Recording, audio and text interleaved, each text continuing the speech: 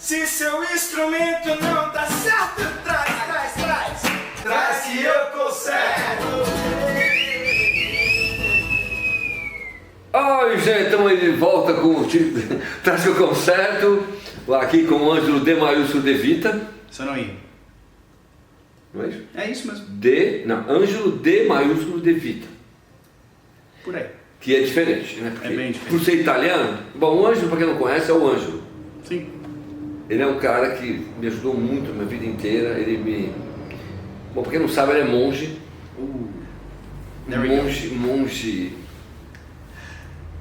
Monge tibetano? Não. Continua. Não tem nada a ver, é mentira. Ele é monge, tal, estudioso das religiões indianas, hinduístas e budistas, e japoneses e orientais. Mas isso é o de menos, né? Porque isso aí é a evolução dele mesmo, né? Mas o importante do Ângelo é que é um cara que é super legal, ajuda todo mundo. Atualmente ele critica todo mundo, mais, porque ele está num outro nível, né? Já está um patamar acima do que ele estava antigamente. Bom, ele sempre me ajudou muito desde 2020, né? Mais ou menos. 2020? Ah, não. Desde 2001. É, mais ou menos isso. Desde 2001.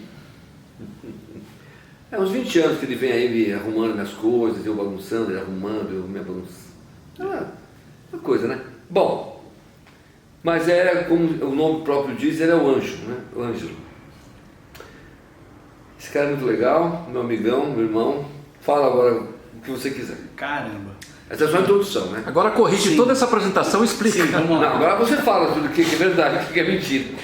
Não, é que eu acho sensacional que da história de ter ido me ordenar, eu virei monge, é tibetano, é hinduísta, é de todas as tradições orientais e afins. Não deixa de ser. Não deixa de ser. Mas eu me ordenei monge em 2016, na Tailândia, e foi isso que ficou meio que marcado, vamos dizer assim, para os meus amigos, para as pessoas mais próximas. E eu acabei sendo um pouco de referência de assuntos fora do ninho católico cristão que faz parte a família desse meu estimado amigo. Mas nunca brigamos por isso. Nunca, jamais. E isso que foi muito legal também, porque toda vez era mas e o que o Buda falou disso? Não, mas e tal outra coisa? Ah, tá. Então, pelo menos Mas isso. era pra brigar? Claro que não. Vamos voltar um pouquinho. Por favor. Quê? Agora continue. Cara, como a gente tava falando disso antes de você chegar, né? Foi desde 2001 o primeiro contato. E aí, quando veio 2007, foi quando eu estava voltando de um período que eu tinha trabalhado no Uruguai e tinha vindo para o Brasil, tinha quase me ordenado noviço no Zulai, voltei a trabalhar. E aí eu estava numa transição de eu vou conseguir me ordenar ou eu vou voltar a trabalhar? Não, então como eu ainda não tenho absoluta certeza do que eu vou fazer, uma coisa eu sei, eu quero estar perto das pessoas com quem eu tenho afinidade, que me importam em algum grau, em alguma linha. E naquela mesma época, que foi o começo de 2007, eu fui lá na luthieria, quando ainda era lá na Bosque da Saúde, e tinha duas lojas. A loja de baixo estava com a porta fechada e aí estava o Tiguês, estava só na loja de cima. E eu falei, tá, mas o que aconteceu aqui embaixo? Ele falou, cara, esquece aí embaixo. Aí embaixo teve uma chuva, teve um problema, eu estou guardando umas coisas, mas... E era assim. Eu falei, tá, é o que vocês hoje conhecem como antiga Islândia, teve um primórdio. E eu falei, Tiguês, eu não tô trabalhando agora, eu não vou voltar para o Zulai, eu não vou embora para a Ásia, posso te ajudar? Não, mas como que você vai me ajudar? Eu falei, eu só vou entrar ali naquele lugar e vou arrumar as coisas. Não, mas você não vai jogar nada fora, né? Não, Tiguez, eu não vou jogar nada fora, você quer ver? Aí eu comecei a varrer ali, ele, cuidado! Eu peguei um pedacinho de madeira e falei, eu vou guardar. Eu peguei uma molinha, eu falei, eu vou guardar. Eu peguei um parafusinho, eu falei, eu vou guardar. Aprendeu muito rápido. Daí E aí, eu falei, isso aí. ele É o olhou, cara. ele olhou e falou, tá, agora você pode ficar. E aí foi o primeiro semestre ali de 2007 que eu vinha de manhã e passava o dia lá, passava o dia lá tentando ajudar, tentando organizar, tentando limpar, tentando fazer alguma coisa. E aí a gente se aproximou muito, porque a afinidade com o gosto musical, apesar de que, lógico, nós estamos falando de uma lenda dentro do mundo musical e do rock e dos instrumentos e tudo mais, eu fui começar a entender alguma coisa desse mundo Led Zeppelin, Deep Purple e afins, estando perto da lenda, né?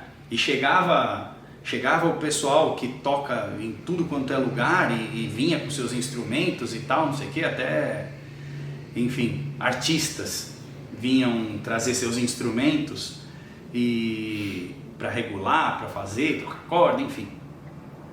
Então naquele momento a gente acabou se aproximando muito, e aí curiosamente também, foi enquanto eu estava lá ajudando ele, que entrou um cara com o seu baixo, e entrou uma moça atrás dele falando, Ângelo, o que você está fazendo aqui? Eu olhei para ela e falei, Grazi, o que você está fazendo aqui? Eu tinha estudado com ela na escola técnica. Ela falou, eu vim trazer meu marido e o baixo dele, porque eles dois vêm aqui no Tiguez faz tempo. Ela falou, mas você não estava no Uruguai? Eu falei, tava, mas agora eu tô aqui, ajudando o Tiguez. Tá, mas é aqui que é isso que você vai fazer? Eu falei, não, eu tô caçando o que eu vou fazer. Aí ela falou, você estava no Uruguai, não estava? Tava. Então o espanhol tá fluente? Tá. Bom, você é técnico do liceu, já tem experiência em obra, trabalhou fora do país, espanhol fluente, você viria para Camargo Corrêa? Falei, oi? Ela era uma das engenheiras da Camargo Corrêa. E a Camargo Corrêa tinha acabado de pegar obras em Angola. E os camargueiros não estavam a fim de ir para lá. Eles estavam... Porque Angola estava sendo desbravada naquele momento, né? Pelo pessoal da Camargo. A Odebrecht já estava lá há muitos anos, mas a Camargo estava entrando ali. E aí, ou seja, foi varrendo a luthieria do Tiguez que apareceu uma oportunidade de ir parar em Angola. Mas a única coisa que é difícil de imaginar é o mercado de construção civil em Angola. Reconstrução de um país que foi dizimado por uma guerra civil. A gente na Camargo Corrêa estava reconstruindo, eu participei do projeto que era de reconstrução de uma das rodovias mais importantes que tinha lá, que era Lubango Benguela. O governo angolano tinha, além de ter os recursos, pegou empréstimos, tinha muito recurso, vamos dizer assim, né? Eles têm petróleo, eles têm diamante, eles têm tudo lá. E tiveram empréstimos também. Então tava a Camargo Corrêa, a Odebrecht, a Andrade Gutierrez, construtoras grandes portuguesas estavam lá, construtoras chinesas já estavam lá também. Mas nessa época era um governo democrático nessa região? Aí que tá, né? Era o mesmo presidente desde 1979.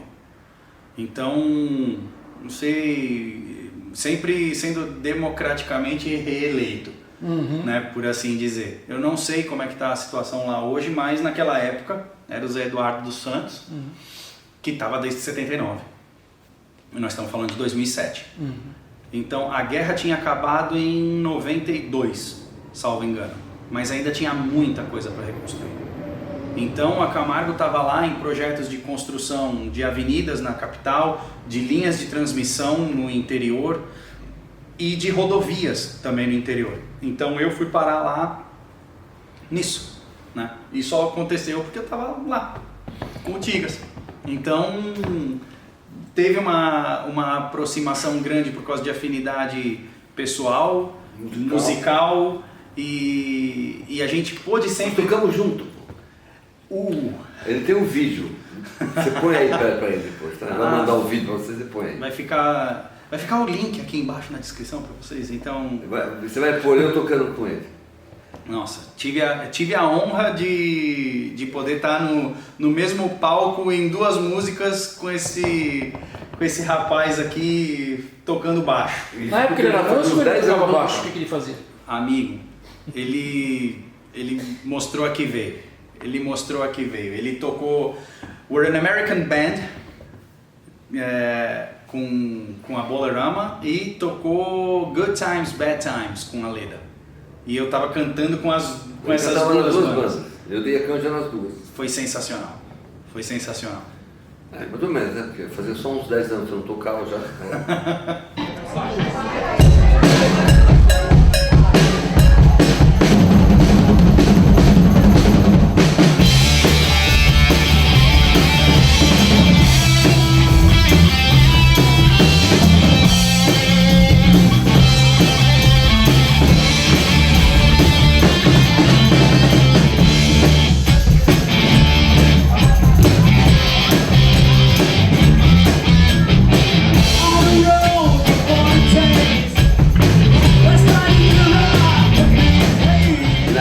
Que dia foi assim, show aí?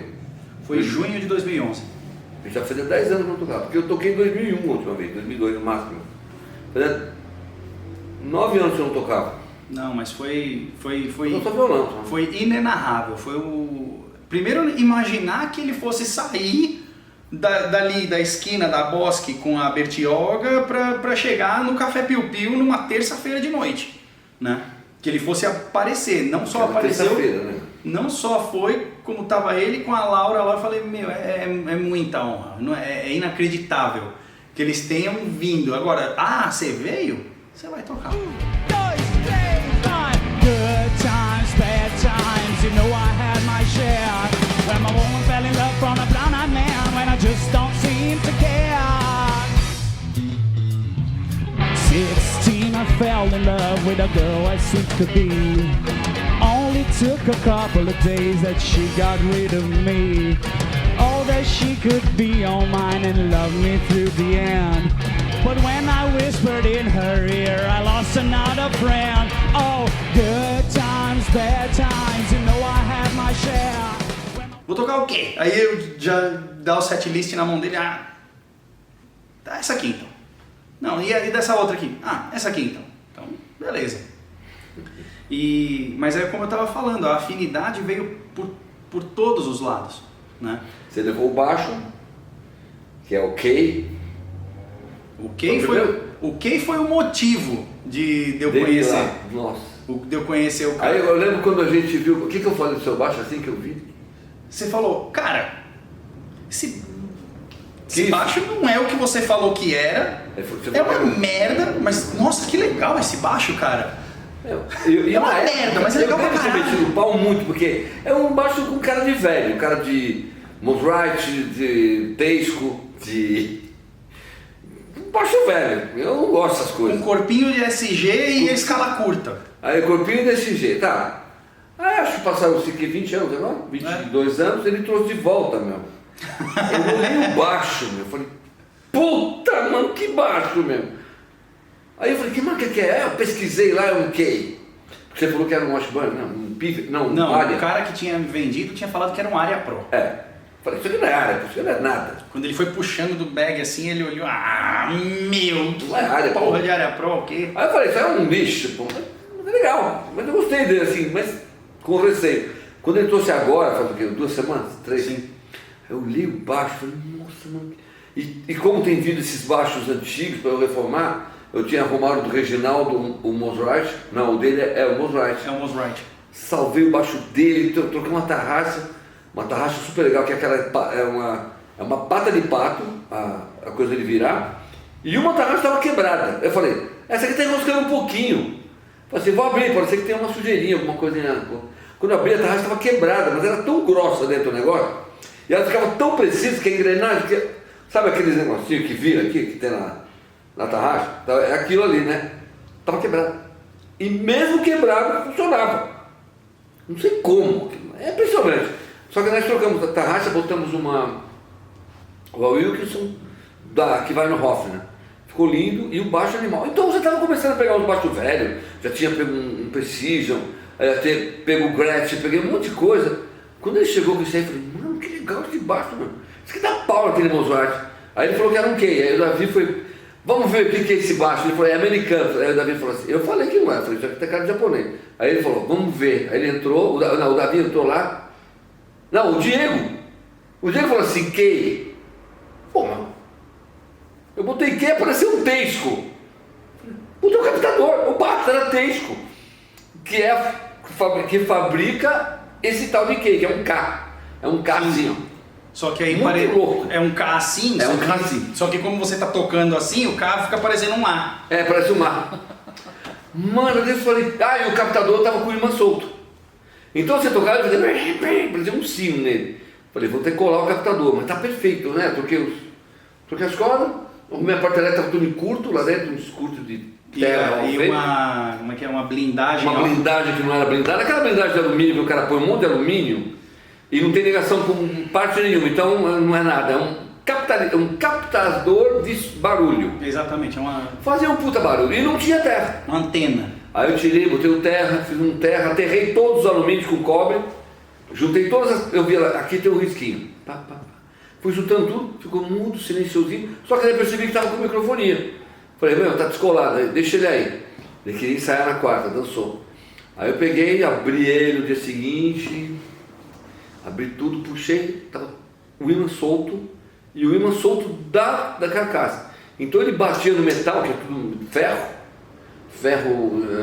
estanhado, sei lá, ferro galvanizado, mas é ferro.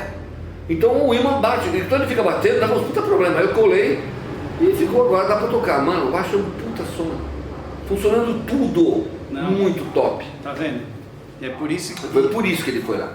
Exatamente, então é aí que começa tudo isso que vira nesses últimos 20 anos e estamos aqui. 20 anos ele tá no bar. Estamos aqui. Além de outras coisinhas, trouxe violões. Sim. Trouxe a guitarra, trouxe o porpeta. Vamos falar do seu baterista que assiste. O 6 e de 12 cuerdas. O 6 é que vocês fizeram o vídeo. Fizemos um vídeo. O vídeo do 6. E outra, você lembra que eu falei que tinha um cara, muito legal, baterista que ia vir o nosso programa? É o batera dele, que sabe tudo, que eu falei da Coca. Que eu falei, pô, o Ângelo veio aqui e falou que eu ponho a Coca, ponho colherzinha. Colher de metal na Coca. Aí eu falei, pô, nunca pus colherzinha na coisa. Aí o batera dele chega lá, ele não assistiu o programa, aí chega um cara, nem ele sabia o que eu tinha falado. Aí ele chega, o batera chega e fala, pô, Ângelo, eu tava assistindo o programa do Tigueira, ele falou que você... Falou que ele põe a coquinha, colher dentro da coca. Ele falou, como isso? Ele falou isso? Falou. Aí ele veio no dia seguinte, pô, meu batata falou que você falou que eu falei que você põe a colher dentro da coca. Eu falei, é. Ele contou pra mim, falou assim, pô, ele assiste o programa mesmo. Tá vendo? Assiste. Esse sim. Ele é baterista, não tem nada a ver. Ele não, só guitarra. Não, mas ele é um cara, é um músico. Ele é um músico e ele é um apreciador. Bom, da agora música. pra quem não sabia, ó, o Ângelo tá aqui, tá? É verdade, tá? Ele vem falar comigo sim, ele é meu amigo. Eu existo. Então, aí você trouxe o 6 de 12 cordas, o que nós fizemos no programa. Sim. Máquina. Hã? Uma máquina. Uma máquina. E você toca violão. Sim. Toca baixo. Ou seja, trouxe o Yamaha também, o folk. O violão folk, é mesmo, tem Yamaha. 300. Mas ele não é, ele toca, mas ele é cantor, tá? Ixi, eu sou cantor. Eu vou tentando ir por esse lado. Não, mas quando chega no palco não põe a mão em instrumento nenhum. Você toca instrumento. Quando a gente está fazendo os nossos acústicos, Não, agora você está fazendo um acústico que você está Exatamente. tocando e cantando. Sim. Mas naquela época que nós tocamos, você Não, não pôs a mão em instrumento nenhum. Não, pra Deixa os músicos de lá que se Sim, virem. não, porque o que acontece? O lance de a história do tocador de baixo, que foi literalmente tocador de baixo, foi porque não tinha alguém para tocar e eu simplesmente virei e falei, peraí, mas isso o não- Paulo Ricardo toca, então eu também vou conseguir tocar. Então, deixa eu pegar um baixo. também. Não é Deixa eu assim. pegar um baixo e aí eu peguei aquele key e comecei a tocar. Ele estava falando tudo certinho, ele falou assim, todo baixista é aquele cara que vai nos ensaios e por acaso toca violão. Aí chega um dia que ele fala assim, pô, mas não tem ninguém para tocar baixo. Você não quer tocar um baixo? Não, eu toco todo violão. Eu falei assim, não, a gente compra um baixo, dá o baixo. Aí o primeiro baixo do baixista sempre ganhou de alguém. Aí o cara deu porque vamos fazer o cara tocar baixo. Aí dá um baixo pro cara, aí ele começa a tocar baixo e vira tocador de baixo, como eu, como você. Não, Como não. você que Por fala favor. isso. Por favor, não me compare com Vossa Senhoria, e nem como você, Não, como você. nem eu como você. Nem eu como você, nem eu Porque a toco gente não é como disso, a você. gente não é disso, a Não, gente de não jeito toca, nenhum. E não não tem tem como. trocadilho. No caso do Davi, ele virou baterista. Exatamente. Nem... Não, mas o Davi nunca quis tocar, ele sempre quis ser baterista. Tá certo ele. Aí ele toca guitarra e baixo porque tanto que ele regula o instrumento, né? Não quero mais saber de bateria, não. Tá certo ele. Opa, alguém falou aí atrás. Muito trabalho a bateria, tá doido. Pra quem não sabe, o Davi tá escondido ali atrás e tal. Exatamente, no nosso Estamos backstage. vacilando, dando dicas do que a gente pode falar ou não. No nosso Ele backstage. tá levantando a plaquinha, aplausos e Mas, não fala. brincando de trazer para consertar, mesmo o que não era não era meu, eu trazia os teve amigos. e a Fender do Rafa, que está na Alemanha, A que, Fender, o que Rafa. você tirou a tinta, que você... Aquela ficou legal pra caramba. Era uma mexicana. Sim, a mexicana que era azul, agora Uma virou das madeira. mexicanas que eu falei, gente, ela vem pintada de vermelho, transparente, translúcido, azul, translúcido, amarelo, laranja, translúcido, marrom, translúcido. E embaixo tem um maior tesouro. Aí você tem que arrancar aquela pintura ridícula e fazer um sunburst ou natural. E o caso dele é uma delas, é a dele. Sim. Como é que chama? Rafael. That's my boy. Nossa, meu, vai ter briga hoje. Eu vou limpar, viu, dele? Não assiste, não tem problema. É verdade. Não. Tô agradecido. O Dê não assiste, meu povo. Doris Locked. Então, voltando de novo, E- várias interrupções aqui. Não, teve isso, teve a Flying V, do Flying V do Porpeta, Eita, mas uma Hook-Pick, Flying V do Finch, uma Finch, mano, com os captadores Hook-Pick. Mas nós trocamos tudo, claro, né? E aí teve a Fernandes dourada, que ele trouxe a Floyd Rose dourada para Nossa. você colocar.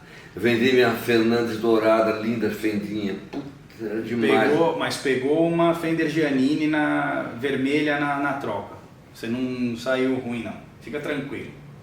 Fica tranquilo. Não, tem razão, eu dei uma Fernandes pra ele e ele me deu uma Giannini. Uma Nossa, pô, Fender Giannini. Ah, foi a Fender? Fender brasileira? É. Ah, então foi bom negócio. Então, Ah, porque a Giannini, pelo amor de Deus, né? então aí Vou os- vender hoje, ela vale o quê? 10, 15 pau? Isso é uma porcaria. os violães, teve o Linco que foi o que eu trouxe do Uruguai, que também é um folkzinho, que tava com o captador já. O Yamaha você colocou o captador, que você Eu- nunca viu outro igual. Olha, isso foi aqui em 90 e pouco. Não, foi depois de 2001 também. Ah, é? 2001, eu já tava na... 2001 eu cheguei com o baixo a primeira vez. Não, já tava lá na posse. Não, 2001 foi em 2003 por aí, né? Sim. Ele me levou um pré, meu. De Niva. Vou falar, mano. Sério, era pra poder no violão. O pré desse tamanho, assim. Ó. Eu tô exagerando um pouco, mas Sim. era assim. Entende? Sim. Eu falei, mano, como é que você vai... Como que... Duas pilhas de relógio. Duas pilhas de a qual relógio. está até hoje a mesma. A mesma tá Ainda lá. testei e medi. Perfeita. Falei, porra, tem 10 anos. Não à toa veio de Switzerland. Mano, e Diretamente um da puta Suíça. som de violão. Ele simplesmente ele é literalmente um captador. Ele reproduz o som do violão. É muito perfeito. Não é que ele fica... Tanto que às vezes vão reclamar, mas não tem equalização, não tem não sei o que. Não, tá nem Não, pronto. não tem... Ele capta... Ele vem. Mano, é impressionante. Legal pra caramba. O cara tava fazendo um teste ver se ia trazer pro Brasil aquilo lá, não Sim, trouxe, né? foi um protótipo. Era um protótipo que Protótipo ele instalou. Puta, como Então- é que é a máquina que você não lembra, né? Hã? Não lembra a marca? Ah, tá escrita no jack. Mas Depois foi eu o vejo. primeiro ótico e únicos? Foi. Foi um Caramba. protótipo e único que veio pro Nossa, Brasil. meu, mas era uma coisa absurda. Não, ia custar caro pra caramba também. Na época o Ângelo era riquinho. Ele tinha um Niva preto. É, como se Niva preto fosse carro de riquinho. O protótipo foi um primo do meu pai que trouxe da Suíça. Que ele era da Suíça, ele era suíço. E aí ele falou, ele trouxe um monte de coisa lá, levou um monte de coisa, mas uma das coisas que ele trouxe era esse captador. E aí eu falei, pô, eu tenho esse violão, tenho esse captador, o que vai fazer? Você vai correr atrás de alguma coisa? Eu falei, não, então eu vou instalar. Olha, eu tenho a gravação meio caseira, vamos dizer assim, desses vídeos que o Tiguei estava tocando com a gente lá no Café Piu Piu, da banda Plugada. Hoje, o que está acontecendo com mais regularidade é um acústico, que é um duo, que está com aquele 6 de 12 cordas, está sendo usado para isso, que a gente toca num pub ali no Brooklyn uma vez por mês. Então, esse projeto tem um Instagram. Esse é a agenda fixa? Esse é a agenda fixa. Legal. Então, tem um Instagram, chama Anserina Unplugged, para quem quiser procurar no Instagram. E aí, musicalmente falando, é isso. Porque a gente já fez transmissão, a gente já fez uma outra live transmitida pelo Instagram, pelo YouTube, mas não é nada tão regular assim. Eu fico feliz e honrado de poder fazer parte desse meio, vamos dizer assim, conhecendo os meus amigos que são muito bons músicos e tendo tido a oportunidade de me aproximar tanto da lenda aqui. Então... Lenda morta. Então... Lenda acabada. Então nunca me considerei músico, não estudei. Onde que acontece o acústico em bar? É num pub no Brooklyn, chama Louie. É um pub de rugby. Isso é o Do estilo. quê? É um pub temático de rugby. Que aliás teve a final do Mundial de Rugby agora, Legal. no sábado, deve ter ficado em polvorosa o Louie.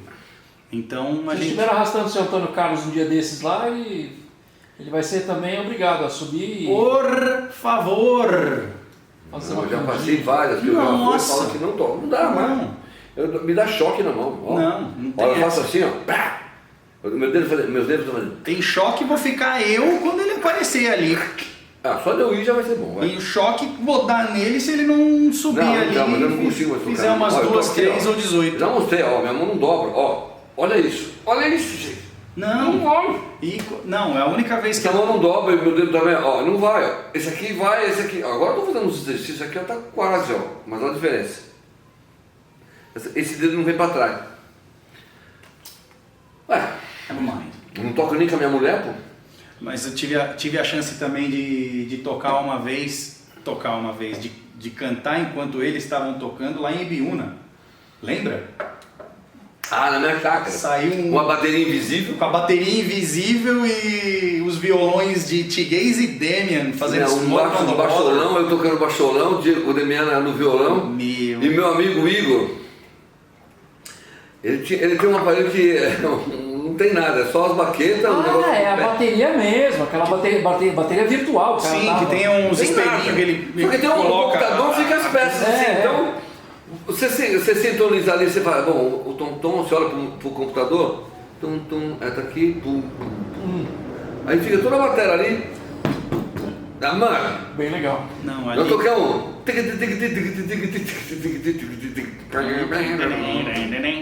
Aí ficou um puta som, incrível. Não, foi legal pra caramba. Foi super legal. Além de várias coisas, né?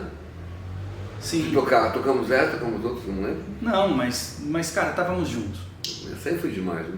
Só isso. Pra mim, Lá em Ibis. poder vir aqui também, aqui na Flor de Tilia. Por pouco ele não vai embora, me dá Pois bem. é, mas Escapou, já estava com a passagem de comprar pra onde? Pra Taslândia? Taslânia. Taslândia? Pra onde você ia? Eu ia por aí. Eu Indonésia. Ia pro velho continente. Não, você ia pra... Aonde que é? Não sei. Pro velho continente. Só tem uma falha de conexão que é Paramos em Angola para chegarmos na Ásia.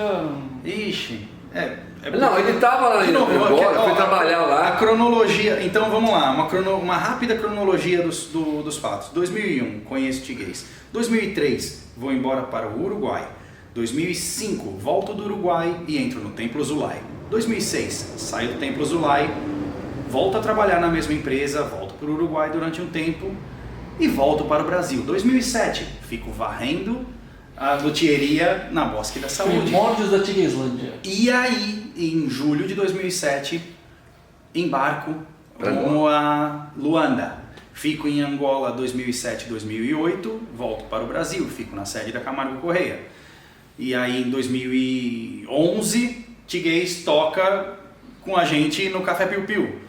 Em 2015, eu vou embora para a Tailândia. Eu me ordeno em 2016.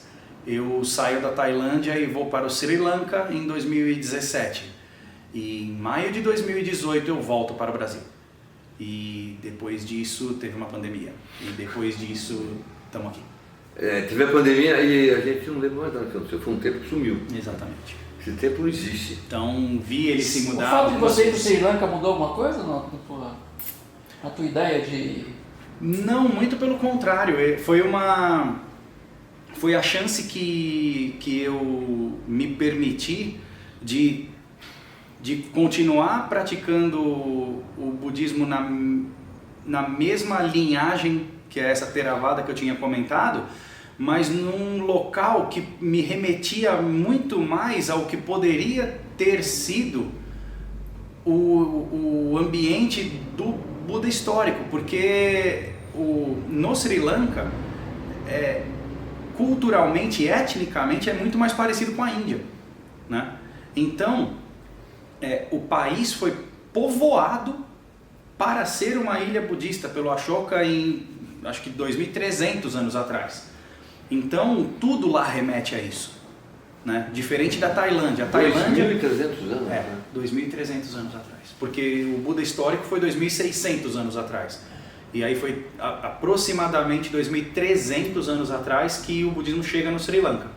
Então, eu sair da Tailândia e ir para o Sri Lanka foi me dar a chance de estar praticando num lugar que era um país que tinha muito menos recursos, né, do que a Tailândia, que é um dos tigres asiáticos.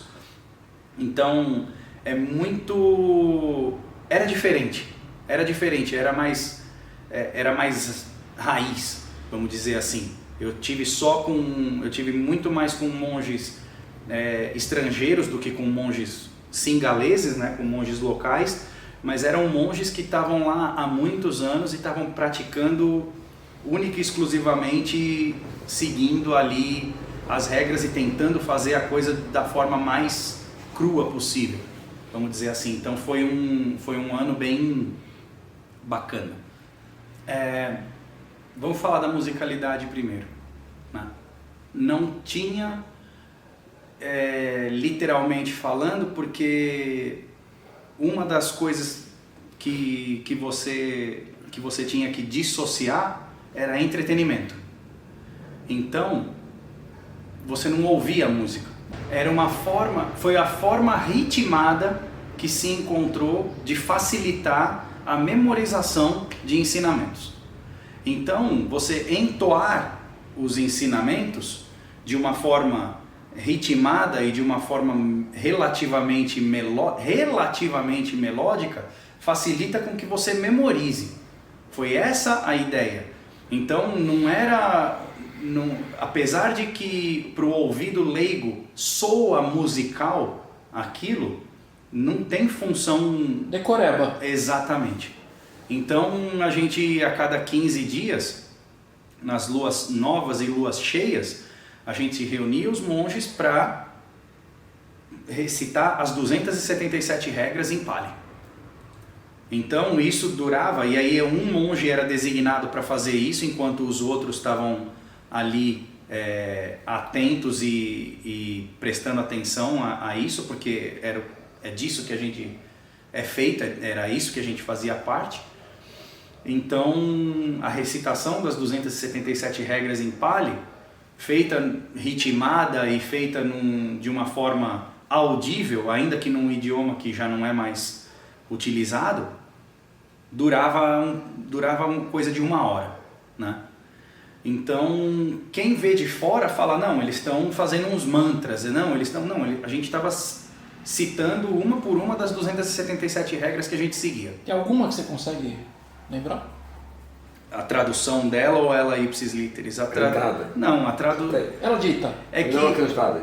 É que aí que tá, o lance é assim, pra mim, assim como pra grande maioria dos praticantes monásticos, vamos dizer assim, a ideia é que você esteja plenamente atento e saiba o que você está fazendo e por que você está fazendo. Então era muito importante para mim, enquanto a gente tinha livrinhos que tinham a pronúncia em Pali do que a gente estava falando, Uma fonética, mais ou menos. a fonética, mas tinha a tradução em inglês aqui. Então eu sabia o que eu estava seguindo, eu tentava ir acompanhando o que era recitado em Pali, vendo pela tradução, né? Então eu sabia quais eram as regras que eu estava entoando ali, ou estava escutando que alguém me entoasse, no caso, mas para entender a motivação dela, a ideia por trás dela, não é única e exclusivamente um cumpra-se, né? Então tinha... E elas têm níveis também, né? Tem as 4 que são mais importantes, as 13 que vem logo na sequência, as 30 que vem depois e depois as outras que são acessórios, para você estar sempre plenamente atento. Você não vai deixando ser levado, não é vida leva eu, é como que eu estou fazendo isso, como que eu estou cuidando da minha interação para comigo mesmo e para com o ambiente e para com os outros seres. Você conflitou com alguma delas de falar isso aqui é questionável, não acho que seja isso? Não. De novo, existe o livro com as regras e existem livros contando as histórias das regras. Então, o que pode vir a ser questionável Não, digo questionável. mas é sério que estabeleceram, que estabeleceram essa regra por causa disso. Então era engraçado porque eu posso fazer essa analogia, primeiro porque eu tive lá, segundo porque eu li e está registrado de monges muito sérios e que ainda são monges e que são referências no assunto, essa analogia que eu vou fazer. Foram poucas regras que foram criadas logo no início da comunidade monástica, que eram regras únicas e exclusivamente de convivência ali entre os próprios monges. De repente, foi começando a acontecer que mais pessoas foram querendo se tornar monges. E eles vão fazendo todo e qualquer tipo de barbeiragem. E aí, eu imaginava assim, alguém chegando pro Buda e falando, pô Buda, cara, olha o que o cara fez, bicho. Aí o Buda faz assim, ai, cacete, tá bom. Então, a partir de hoje, assumo o treinamento de abster-me de fazer tal coisa. Pô, Buda, aí, ó, bicho, olha o que o cara fez. Tá. A partir de hoje, assume-se o treinamento de que não pode fazer tal coisa. Se o Buda tivesse vivo até hoje, não era 277 regras, era 10.847 regras. Então, eu não via contradição nelas. Tem gente que fica tentando fazer não, mas hoje isso não vem mais ao caso. Não, mas hoje... a história, por exemplo, de tocar, do monge poder ou não poder fazer uso de dinheiro. Não tinha dinheiro 2.600 anos atrás. Então, era o quê? Ouro e prata. O que está citado na regra é ouro e prata. A tradução literal do Pali para os outros idiomas. Tem que modernizar então, né? Então, mas de novo, ouro e prata quer dizer essa moeda de troca. Então, dinheiro entra. Aí, cheguei a falar, mas cartão de crédito não é dinheiro. Vamos lá. E se uma comunidade leiga, um praticante leigo está querendo dar suporte e você precisa de uma passagem, por exemplo, para ir daqui e ali, não é que você está comprando algo para seu benefício, mas você está fazendo por onde de chegar daqui e ali. Então, tem todo esse tipo de coisa que você vê algumas poucas comunidades ou alguns poucos praticantes tentando falar, não, mas e se? Não, mas e se? Não, cara, não tem e se. A gente depende da comunidade leiga, então a gente não tem que ter isso. A gente não precisa ter isso, a gente só quer ter os 4, que são os 4 requisitos. O mínimo para a vida do monge são os 4 requisitos. É o manto, para cobrir o corpo. É a tigela, para poder fazer a mendicância, que é única e exclusivamente de comida, né? Para fazer uma refeição por dia ou para se alimentar única e exclusivamente até o meio-dia. Um abrigo da chuva, que não precisa necessariamente ter 4 paredes. E é até bom que tenha 3 só, para que você sempre esteja exposto à natureza, ao entorno, às intempéries. E medicamento, caso você fique doente. Então o manto, a tigela, um abrigo da chuva e remédio caso você fique doente. Esse é o mínimo. Não precisa do tablet, não precisa do iPad, não precisa do... Não precisa de mais do que isso. Não precisa do Nike Air Jordan 33, não precisa do Under Armour Stephen Curry 8. Não precisa de Mas nada disso. isso pensando que você está perto de uma comunidade para o uso da tigela. Exatamente, Se fosse remota, aí seria... algum negócio de comida. A gente estava conversando exatamente a respeito disso também. Seria caça, não? Não, porque uma das regras é que você não tira de forma vida. proposital a vida de outro ser. Nem para nada. Nem para nada. Então, o que acontece? Essa foi só que ao mesmo tempo você não pode cavar um buraco na terra. Você não pode quebrar o galho de uma árvore, arrancar uma folha de uma árvore, arrancar uma fruta de uma árvore. Você não pode. Então, ó que barato. Eu adoro quando começa esse tipo de react. O lance foi justamente que o Buda não quis que os monges se tornassem eremitas. Porque quando ele fala que você tem só que praticar, ele fala, então cara, eu vou me meter na floresta, e nunca mais eu vou ver ninguém, eu vou falar com ninguém, eu vou plantar uma batatinha ali, não vou matar um bicho, não vou fazer nada, mas eu vou fazer minha colheita e não preciso interagir com outras pessoas. A ideia foi sempre de que você tem que interagir com outras pessoas. E quando as pessoas te dão comida, elas não precisam necessariamente dar o que ela tem, o que sobrou dela. Pode ser qualquer coisa, pode ser comida de caça, pode ser comida o que sobrou dela, ela só não... Você... E aí, por isso que muitas pessoas perguntam assim, mas então o monge é vegetariano, então o budismo é vegetariano, porque a regra é não matar nenhum ser. A gente não tem a ideia de, com todo o respeito, com o perdão da palavra, mas de cagar regra para ninguém. Então, se o cara tem carne na casa dele, e é o que é o bom para ele, e é o que é o básico para ele, e é aquilo que ele tem para compartilhar, muito agradecido. Eu não vou fazer distinção. Então é o que você está comendo. Agora se o cara chegar e falar assim, não, peraí que eu vou lá matar uma galinha para te dar, monge, segura as pontas aí. Se você já fez, é o alimento da sua família, e você está compartilhando comigo, é da mesa, eu aceito. Vai sair daqui para matar, não? Matar para mim, se eu souber que você matou para mim, eu não posso nem aceitar. Posso só dar, não perca, eu perco se eu falar. Quando eu fui na casa do meu tio Conceição, lá em Maracaí, quando ele viu a gente, Tatinha, vamos matar um porco agora. Eu falei assim, não, tio, não vai matar nada. Não, vou matar um leitãozinho. Eu falei, não vai matar não, tio, tá louco, meu. Se eu chegasse aqui e tivesse ele penduradão com aquele torresmo, tudo bem, mas agora, e não vai matar nada. Tá vendo? Mas ele matou. É o adiantiguês. Não, tem isso é um dos fatores que distancia, mas o outro é basicamente que no hinduísmo ainda existe hoje o tal do sistema de castas. né?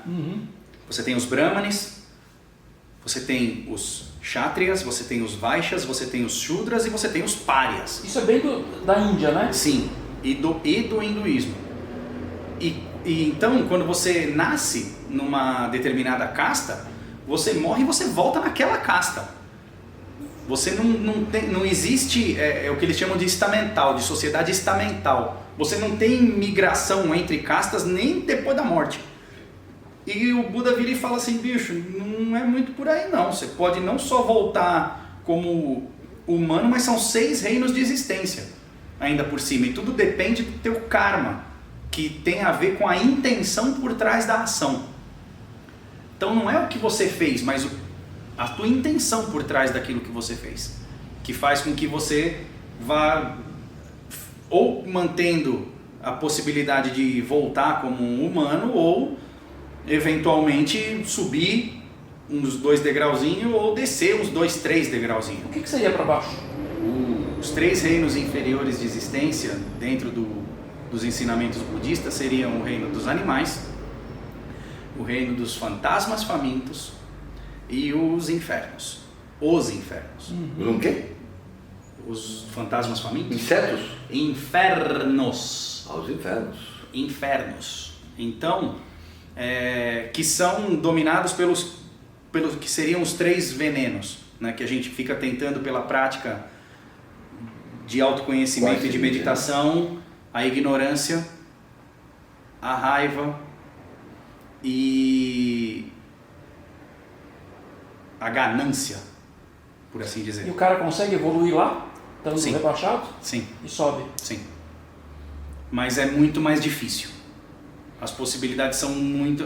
O lugar perfeito para você praticar é aqui, como humano. Que também, dentro dos ensinamentos budistas, está dizendo que você voltar como um humano, você nascer como um humano é tão raro quanto você jogar uma argola no oceano e ela cair bem na cabeça, no pescoço de uma tartaruga que está passando por ali.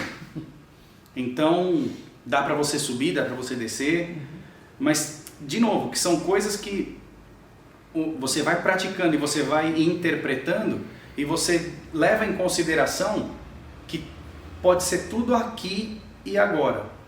Você não quer ir para lá, você não quer nem ir para cima, nem ir para baixo, você quer resolver a parada toda aqui, porque você tem essa possibilidade, você tem essa chance. Então... Tem mais ferramentas também, né? Sim. Isso foi bastante curioso também, porque nasci numa família católica, mas era o católico afastólico, né?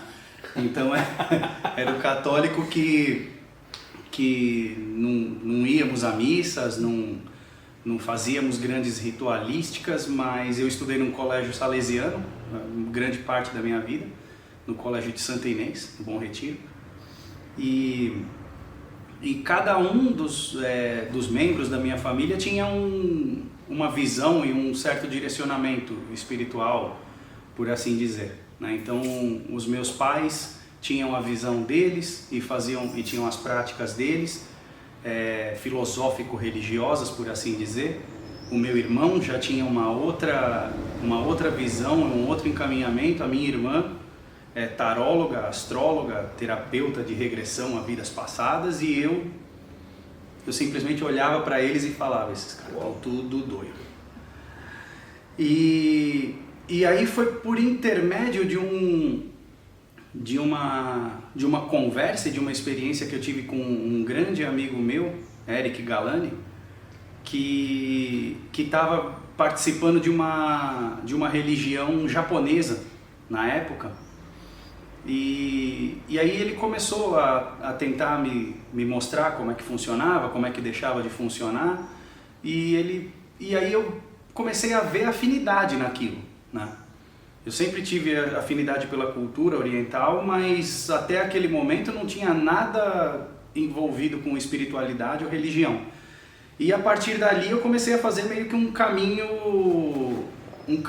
ao contrário, né? Tá, mas esse aqui é relativamente novo, de onde que saiu? Ah, tá, saiu daqui, de onde que saiu essa? De onde que saiu essa? E chegou no budismo. E tá, mas o budismo saiu de onde? Ah, saiu do hinduísmo, mas foi uma quebra, não foi uma evolução, vamos dizer assim. Teve um rompimento. Então eu falei, tá, deixa eu ver qual que é a desse cara. E quando eu comecei a ler a respeito dos ensinamentos budistas, da vida do Buda histórico, por assim dizer, falei, cara, acho que esse cara teve uma vida simples, ele ajudou bastante gente, muitas pessoas se tornaram seguidoras dos ensinamentos dele e tá por aí até hoje. É talvez a comunidade monástica mais antiga que exista ainda hoje, né? Nós estamos falando de 2.600 anos. Então eu sempre mantive essa linha de estudos, essa afinidade, mas acabou sendo por conta própria. Eu não tinha essas referências dentro de casa, né? Então, como eu disse, estudei no Colégio de Santa Inês, fui batizado, tive a minha primeira comunhão, né? Que eu achei que era a formatura da 4ª série, mas tudo bem. Então foi já na idade adulta mesmo, e foi por intermédio de afinidade. Quando os primeiros monges começam a sair dali do norte da Índia e fazer as suas peregrinações, por assim dizer, teve os monges que foram para o sul e levando os ensinamentos primitivos, vamos dizer assim, e aí se instalaram ali no sul da Índia e também na ilha do Sri Lanka, que foi povoada praticamente para ser uma ilha budista. E os monges que foram pelo norte, que foram junto com os comerciantes, meio que pelo caminho da seda, chegaram no platô tibetano, chegaram na China, da China chegaram no Japão, Coreia e afins. As populações dessas regiões, elas foram abraçando o ensinamento budista e juntando de certa forma também com o que eles já tinham de religiões primitivas.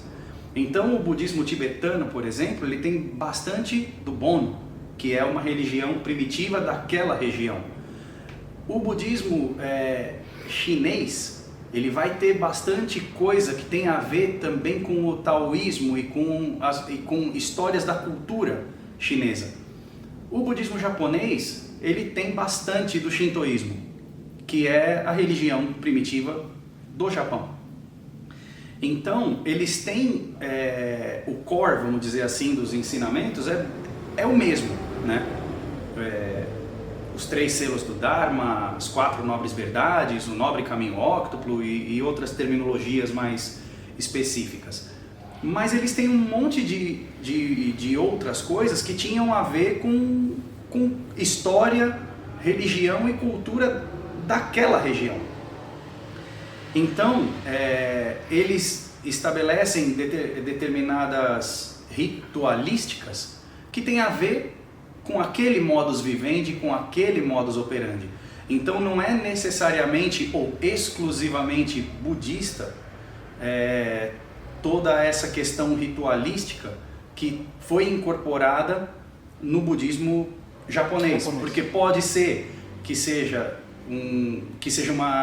uma linhagem mais associada com o budismo terra pura, pode ser que seja uma linhagem mais associada com o Zen, e então eu não saberia te dizer exatamente qual que é a que está mais associada com essa ritualística que você pôde participar. A gente pode fazer 3 grandes escolas budistas, pode chamar de 3 grandes escolas. Seriam o budismo Theravada, o budismo Mahayana e o budismo tibetano, ou Vajrayana. Nessas 3 grandes escolas você tem uma história e um histórico que vão explicar essas diferenças, né? Mas seria basicamente algo como o budismo Theravada, que foi esse que eu comentei, e que foi o budismo no qual eu me ordenei em 2016, em maio de 2016, na Tailândia.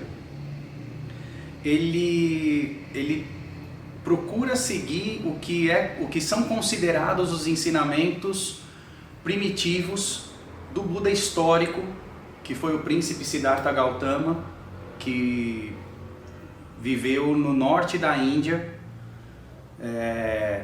que aos 29 anos saiu do castelo, era filho do rei, saiu do castelo, durante 6 anos praticou com outros ascetas, se ilumina aos 35, passa 45 anos peregrinando no norte da Índia e falando do caminho que ele trilhou e dizendo que qualquer um pode fazer o que ele mesmo fez. Então, esse pessoal que hoje a gente chama de Theravada, ou Hinayana, para o pessoal do Mahayana, eles procuram seguir os ensinamentos que são associados diretamente a esse Buda histórico, né? Quando você sai dali do norte da Índia e começa a caminhar pelo Oriente, ele passa ali pelo platô tibetano e se junta com o que tem de religião primitiva, original daquela região, e adotam uma outra visão.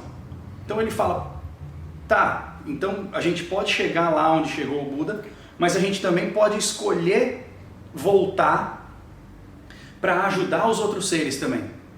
Então tem outros Budas, e eles começam a dar nomes para essas outras entidades, a seguir essas outras entidades, e também vai acontecendo a mesma coisa quando você vai se afastando um pouco mais na direção do mais extremo Oriente, vamos dizer assim. Então você tem dentro do budismo Mahayana, por exemplo, que é o que está na China, na Coreia, no Japão, a ideia de que você vai fazer um voto de que você vai atingir a iluminação, mas ao invés de você ir para o Parinirvana, você vai voltar. Você vai voltar e vai ajudar outras pessoas, outros seres a se iluminarem. Então, por exemplo, aquela imagem do Buda gordinho, né, é muito associada no extremo Oriente a imagem de um monge que foi tido como iluminado e que era daquele jeito fisicamente, vamos dizer assim, né? Então, tem vários Budas, tem vários seres, ou Bodhisattvas, né? Que são seres que atingiram a iluminação, mas que ao invés de não voltar mais, eles continuam fazendo o voto de voltar para ajudar que outros seres também possam se iluminar. E aí isso para o lado do Mahayana. Para o lado do tibetano, o Vajrayana, ainda tem a ideia, por exemplo, dos Rinpoches e do Dalai Lama. Então o Dalai Lama é uma exclusividade do budismo tibetano, e que não é nem de todas as escolas do budismo tibetano. Tem pelo menos 4 grandes escolas, e o Dalai Lama é a referência máxima de uma delas. Esse retorno espiritual é uma reencarnação? Sim. Do Buda? Sim. É o que a gente pode chamar de reencarnação. Então quer dizer que são vários Budas gordinhos? Budas gordinhos pode ter uns quantos, né? Não, mas eu achava que era um só. Não, é que a figura do Buda gordinho que você está chamando, japonês que é mais famoso, que é o Maitreya, né? Ela foi muito associada a um monge que existiu e que se iluminou. Não, se iluminou seguindo as práticas e ensinamentos do Buda. Então ele também é porque essa é uma das grandes diferenças e que foi o que mais me chamou a atenção no ensinamento budista e na imagem do Buda em comparação às outras grandes religiões monoteístas. É que ele realizou o caminho, ele foi através do próprio esforço e da própria prática, e ele deixou um mapa para que qualquer um de nós pudéssemos chegar onde ele chegou. Sermos praticamente, a gente só não vai ser ele ipsis literis, porque a gente está seguindo o mesmo caminho que ele seguiu, mas a gente vai chegar no mesmo lugar. Então é diferente dos outros, acredito eu, porque eu tenho muito pouco conhecimento das outras grandes religiões, mas li o suficiente a respeito para saber que a posição dos profetas é deles. Então eles fizeram esse canal de ligação de nós, vamos dizer assim, com Deus, com o divino. Então ele foi um cara que ouviu o ensinamento e divulgou, vamos dizer assim. E o Buda, ele simplesmente foi lá, praticou, alcançou e falou: galera, o que eu alcancei, você pode alcançar, você pode alcançar, você pode alcançar. Tá aqui. É um mapa, que são os sutras, né? Os ensinamentos dele, os discursos dele. E quando você teve esse contato, como chegou a ideia de você se ordenar? Você começou a estudar e foi criando interesse? Como é que foi o caminho? E quanto tempo levou isso até você? O primeiro contato foi através desse amigo que estava numa outra religião, mas que também tinha a ver com isso. Foi em 2004. A partir dali, quando eu comecei a ler a respeito do assunto, eu falei: cara, o caminho pode ser esse. Mas você ia frequentando o templo ou não? Eu comecei a frequentar locais, grupos de estudo, né? Porque nessa época foi a época que eu estava no Uruguai. Então eu estava num lugar onde tem muito menos oferta, vamos dizer assim, de espaços budistas, vamos dizer assim, né?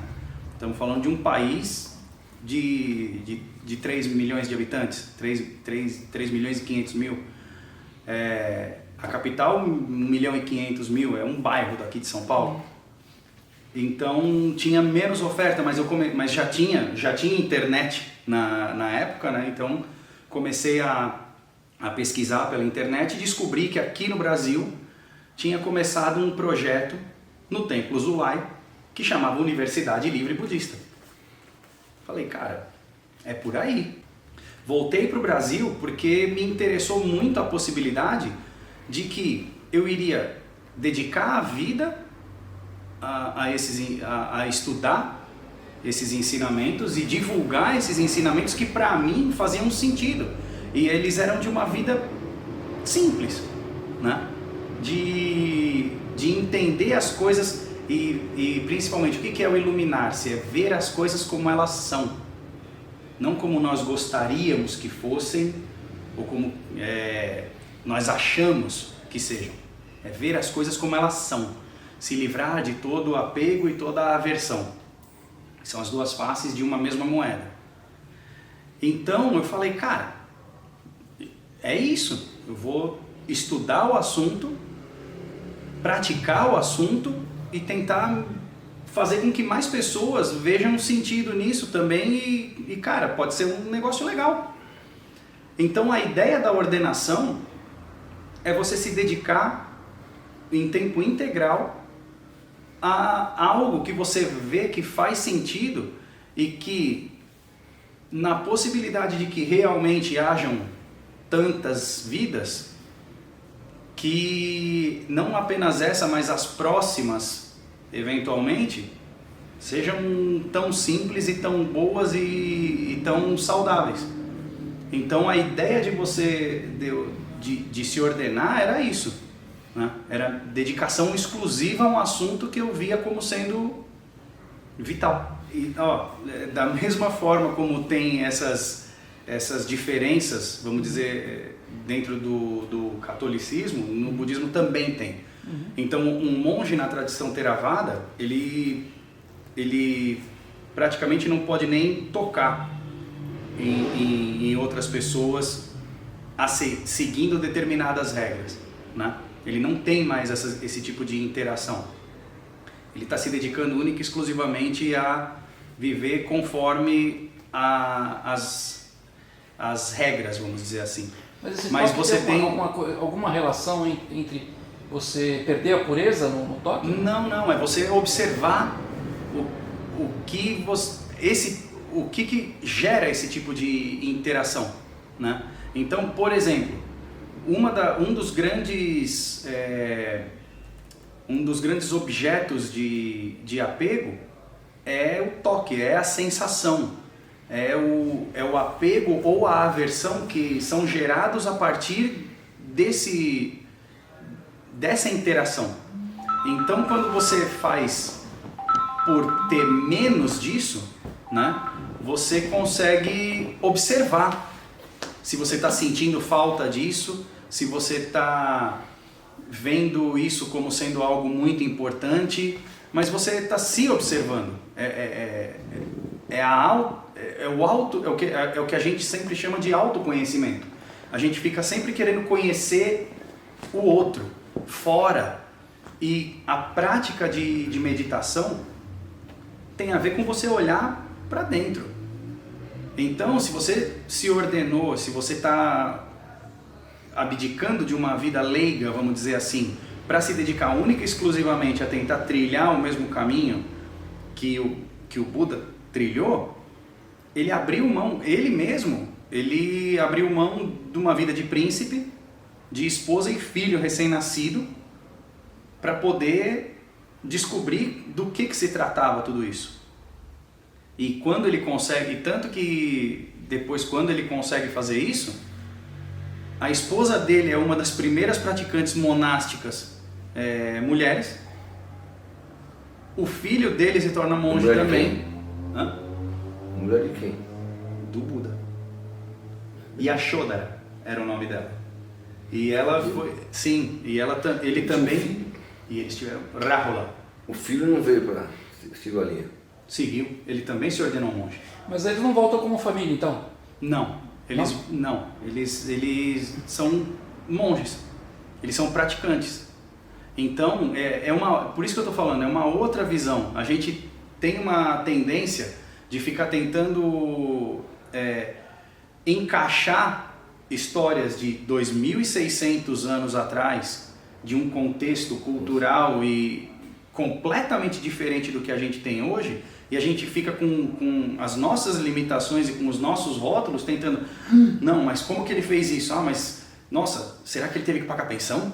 Né? Porque largou sim, é sério. Não, a primeira ideia que vem é de abandono a mulher. Exatamente. Com filho, mas aí aí a mãe solteira e foi. Só que aí, que é uma das perguntas que bastante gente costuma fazer, e a ideia foi tão simples quanto, eu tô saindo para resolver a parada para todo mundo, vocês incluídos, para todos os seres. Tanto que por isso que tem em uma das práticas que a gente tem, que é a prática de desenvolver bondade amorosa, primeiro por nós mesmos, mas em última instância a todos os seres. Quando a gente fala de todos os seres, a gente está falando inclusive daqueles que supostamente não nos querem bem. Então são todos. Eles estão incluídos. Não necessariamente o quê? Os que nos querem bem. Porque a gente pode estar querendo, a gente está desenvolvendo uma sensação de compaixão, por exemplo, para alguém que a gente acha que não gosta da gente. Então, porque o exercício é nosso, o exercício é meu, né? Eu quero me sentir bem, eu quero estar leve, eu quero estar livre de todo apego e de toda aversão. Então, eu quero que eu esteja bem, que eu esteja feliz, que eu esteja em paz. Mas também Que os meus amigos estejam bem, felizes e em paz. Que os meus parentes estejam bem, felizes e em paz. Que os meus inimigos estejam bem, felizes e em paz. Então não é para gerar uma discussão, mas se o seu inimigo quer que você esteja morto, como é que você quer que ele esteja bem, feliz e em paz? O exercício é meu. O exercício é para que eu não esteja fomentando a raiva, a ganância ou a ignorância. E esse ano estamos exercitando muito, né? Estamos exercitando demais. Mas o que você falou do Buda, que ele largou a mulher e os filhos, isso aconteceu com os apóstolos também, né? O Simão mesmo, né? Ele era casado, tinha mulher, filhos, e Jesus pede para ele largar tudo e seguir ele. Ele larga tudo. E vai. Tá vendo? Ele ia ser pescador de homens, ele não ia ser mais pescador. O que eu falei foi associado com muitas coisas que a gente, quando ouve falar de algum ensinamento, de alguma religião ou de alguma coisa que é muito antiga, a gente acaba de forma inconsciente e instintiva tentando associar com o que a gente conhece. Então a gente tenta associar com o que a gente viu, e aí foi o que eu falei, pô, o Buda largou a mulher e o filho, puta, vai ter que pagar pensão, alimentícia, ele não podia, tal, não sei o quê. Então, é só isso, eu percebi que eu tenho muita afinidade com o que é mais básico e mais simples dentro do que são os ensinamentos budistas. Pode ser que tenha muita simplicidade também dentro de várias outras grandes religiões, várias outras grandes filosofias. Tanto que depois de ter voltado a ser um leigo, né? Deixado de ser monge e voltado para a vida leiga, duas coisas que eu comecei a ler bastante e fazer associação com tudo o que eu vi e pratiquei nos 3 anos que eu tive praticamente na Ásia, única e exclusivamente para estudar e praticar o budismo, eu saio de lá e começo a me interessar muito em neurociência e ler muito a respeito do estoicismo. E o idioma lá? Na Tailândia eu só me comuniquei em inglês, porque os mosteiros têm eventualmente algum norte-americano, europeu que já está lá há muitos anos e consegue fazer essa interlocução, vamos dizer assim, entre os mestres tailandeses e os novos discípulos, né? Agora já tem muitos mestres, inclusive, que são ocidentais, lá na Tailândia e no Sri Lanka também. Lá tem monja também ou só monge? Monges. Existe uma pequena comunidade monástica feminina hoje sendo mantida na Austrália, porque dentro desse budismo primitivo, vamos dizer assim, a comunidade monástica feminina foi extinta há séculos atrás. E havia um ensinamento desse budismo primitivo que determinou que depois que o Buda foi o que ordenou a primeira mulher. O Buda histórico ordenou a primeira mulher. E uma das regras que ele tinha colocado era que apenas uma mulher poderia ordenar outra mulher, a partir dali. Então, teve uma comunidade monástica feminina durante séculos. Só que durante as guerras, durante as conquistas, durante os yada que aconteceram na civilização, na humanidade, durante um determinado período, essa comunidade foi extinta. Não havia mais monjas na tradição Theravada. Então, sempre houve essa barreira. Mas se só uma mulher pode ordenar uma mulher, não tem mais uma monja, não tem mais como ordenar, né? Só que no budismo japonês isso não era uma questão, no budismo tibetano isso não é uma questão, então existem comunidades monásticas femininas nessas outras tradições. O Zulai mesmo tinha muito mais monjas do que houve monges aqui em São Paulo. No tibetano também há monjas que são referência, a própria monja Kuen, no budismo Zen japonês, né? Então, mas na comunidade Theravada existe agora uma busca por tentar reviver a comunidade monástica feminina, que está começando através de uns mosteiros na Austrália. Você, quando demonstra interesse em se ordenar monge, né, você procura um monge sênior, por assim dizer, que é a única pessoa dentro da religião que pode te receber e te ordenar como monge, e aí você vai passar por um período de noviciato, né? Então você primeiro entra no mosteiro, você vai passar por um período em que você vai ser um praticante leigo residente no mosteiro. Aí, a partir dali, você pode se ordenar um noviço ou samaneira, né? E aí você já vai ter um manto, você já vai ter, quem bateu o olho em você vai falar, é monge, né? Mas internamente os monges e os noviços vão saber que você não tem a ordenação completa. O que eu estou chamando de ordenação completa? Quando você se ordena noviço, você segue 10 regras. Quando você se ordena monge, são 277. Então, você batendo o olho de fora, todo mundo é monge ali. Mas se você tem um samaneira ou um noviço e tem um monge, existe essa diferença, né? E abaixo disso tem um praticante, não? Sim, toda a comunidade leiga é considerada praticante. Não existe uma conversão, não existe uma ritualística para você falar, bater no peito, tem uma carteirinha de dizer que é budista, tem um nome budista, fui batizado no budismo.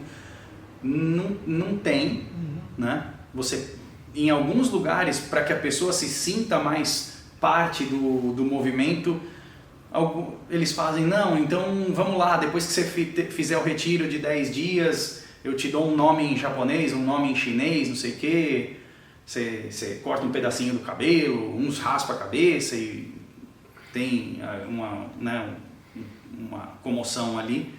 Mas isso é para que a pessoa mesmo tenha um feeling of belonging, um lance de, cara, eu faço parte disso, né?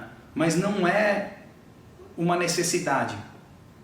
A necessidade é de cada um. Você pode praticar como um leigo, mas praticar como um monge vai te dar a chance de única e exclusivamente praticar. Você deixa de ser o Antônio, você deixa de ser o Ângelo.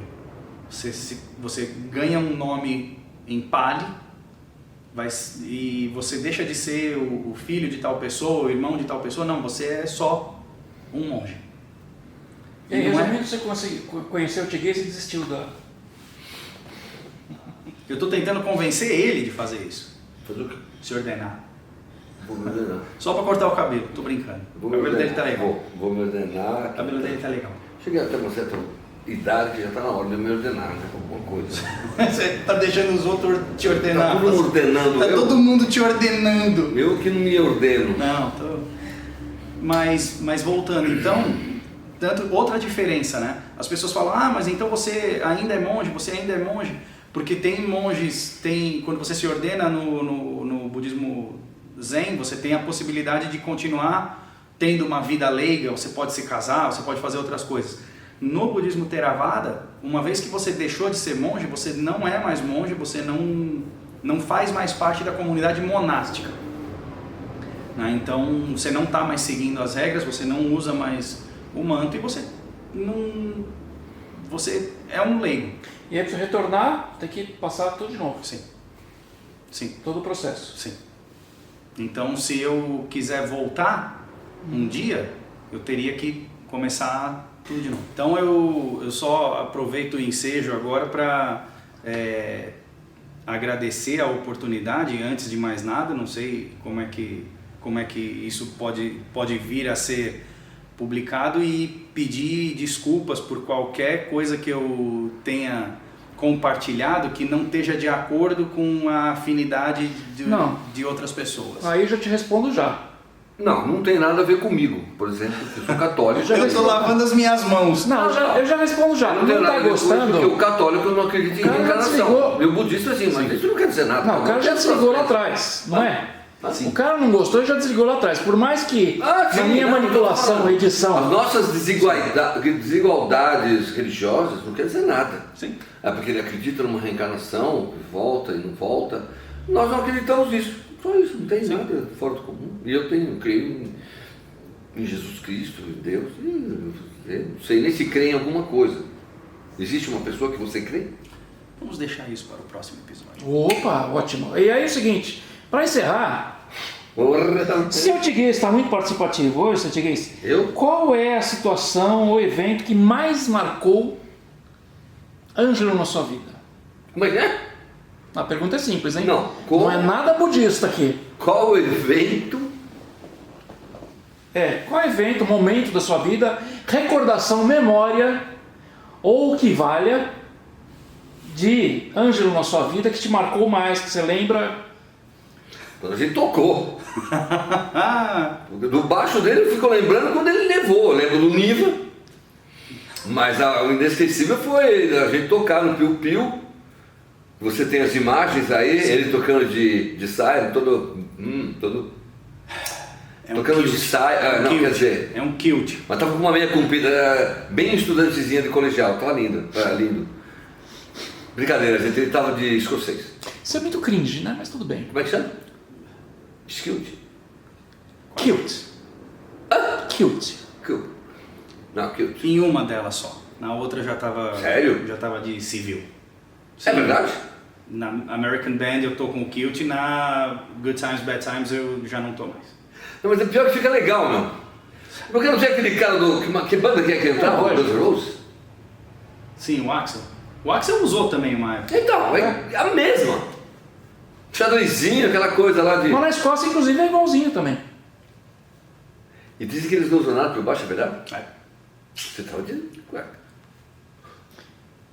Vamos deixar isso. Você não tá brincando, você tava pelado lá, né, mano? Ai, meu Deus. Então, foi marcante também essa parte de ver o Ângelo lá. E por incrível que pareça, ele fala bem de alguma coisa, porque ele não gosta de nada e fala mal de tudo. Fala mal não, ele fala a verdade. Aí dessa banda ele achou legal, eu falei, não, tá tirando sabe que é mesmo, meus filhos e tal. Não, mas eu vi que ele sentiu que estava legal. Então eu queria agradecer ao Ângelo por ter ido ao show primeiro e gostado, falado bem. Se falasse mal, acabava a nossa amizade. Foi sensacional. E agradecer pela sua história. Temos história pra caramba pra contar. Mais engraçado, mas. Nossa, tem muita coisa pra contar, mas eu quero agradecer você. Falar sobre todos os seus conhecimentos, que pô, conhece tudo, né? Nossa, o cara falou um nome ali, meu, que eu já tinha esquecido o primeiro nome lá, que eu fosse fazer lá, eu fosse ser monge, eu falei, é muita coisa, você é um não sei o que, é o outro aqui, outro aqui, outro aqui, o outro lá embaixo. Eu falei, meu, 5 nomes de tudo com uma língua estranha. Ele sabe tudo sobre isso. Então, queria agora que você nos deixasse uma mensagem. Ok. Eu que só tenho a agradecer, de verdade. Para mim, como sempre falo, toda vez que eu venho aqui, é uma alegria, é uma honra poder estar perto, poder compartilhar, poder fazer um café, poder tentar arrumar alguma coisa de vez em quando. Ele também tem mania. Eu viro as costas, quando eu volto lá, minha bancada está toda arrumada. Eu falei, cadê as coisas? Eu penso até que eu joguei fora as coisas. Não. Então, eu que tenho a agradecer, de verdade, para mim é sempre uma alegria e é uma honra estar por perto. Por favor, que a gente possa manter isso. Ah, com certeza. Agora que você vai ficar, vão ter que me engolir. Vamos nos ver mais, né? Sorry, yes, sir. Espero, né? Até que ele está meio longe, ele falou que ele não vai vir aqui nunca. Não. Dar-se-á um jeito. Dar-se-á um jeito. Com certeza. Então, você pode despedir dos meus amigos? Sim. Gente, muito agradecido então. Desculpa por qualquer coisa. Quaisquer dúvidas que tenham também, acho que vocês conseguem entrar em contato com ele, que vai entrar em contato comigo se quiser xingar Só também. mandar comentário que a gente eu já estou ansioso pela parte Exatamente. 2. Como é que se agradece na doutrina? É que o agradecimento tem a ver com a situação na qual você está recebendo alguma coisa. Quando você recebe conhecimento de um mestre? Sadhu. Então, Sadhu. Sadhu. Que realmente, olha, foi impressionante. Eu achei demais. Foi inesperado. Não. Foi gratificante. E sensacional. Ele estava aqui por acaso hoje, eu falei pro Pera, o Ângelo está aqui, vamos fazer um prático conserva. Não, e justamente por isso. Já está mais do que na hora, né? Não, se a gente falasse, olha, vamos fazer um programa e você vai falar um pouquinho sobre a sua religião. Aí o cara ia vir com um curso completo. Já ia. Isso porque errar pra cabeça, ia vir de manto. Desprevenido total. Ele falou assim, você fica. E outra, nós vamos falar sobre instrumento, as coisas que ele traz. Aí o pé já manda. Falei, nossa, acabou com o cara. Vai falar sobre. Falei, meu, e agora? Como é que ele vai fazer? Vamos ver. Como sempre, ele se sai bem de tudo. Vamos ver. Sabidão, ele sabe tudo. Muito obrigado ao Pedro, pela torcida da corda, obrigado à sua banda, como sempre, agora a Natasha, e todo mundo que nos ajuda aí. Principalmente vocês que assistem de vez em quando, né? Porque atualmente ninguém mais assiste a gente. Eu amo o programa editado. Eu amo o programa editado. Eu amo o programa editado. That's the thing. Eu amo o programa editado. Então, obrigado, gente. Valeu. O Pé vai cortar tudo. Falou. Até a próxima. Inclusive agora, já esquece. Ele vai fazer. Então, obrigado, gente. Estamos aqui agradecendo ao Pé pela Coca, ao Ângelo e a todos que nos assistiram. Valeu, gente. Até a próxima. Tchau, gente. Até o parte 2, Ângelo. Sadu. De Vita. Sadu. Ângelo De Vita com D maiúsculo, tá? Não é D pequeno. Eu adoro esse programa porque ele é editável. Attaboy. Pelo amor de Deus, edita isso aí, senão eu vou chamar. É lógico, né? Você apagado. Você deu a deixa, ó, facão. Vamos encerrar? Com aquele modus vivendi, com aquele modus operandi. Então não é necessariamente ou exclusivamente budista toda essa questão ritualística que foi incorporada no budismo japonês. Porque pode ser que seja uma linhagem mais associada com o budismo terra pura, pode ser que seja uma linhagem mais associada com o Zen, e então eu não saberia te dizer exatamente qual que é a que está mais associada com essa ritualística que você pôde participar. O que é isso? Zen.